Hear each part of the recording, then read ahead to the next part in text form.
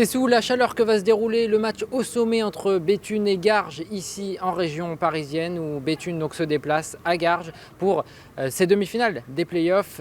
Très important, évidemment, les hommes d'Aldo Canetti veulent faire bonne figure et pouvoir rêver et aller en finale le 3 juin prochain face à l'autre équipe qui départagera donc Montpellier ou le Kremlin-Bicêtre. On va suivre très attentivement cette rencontre. Il y a beaucoup de supporters béthunnois qui ont fait le déplacement, une cinquantaine à peu près, qui vont donner la voix tout au long de cette rencontre. Alors sans plus attendre, je vous propose de regarder le film du match.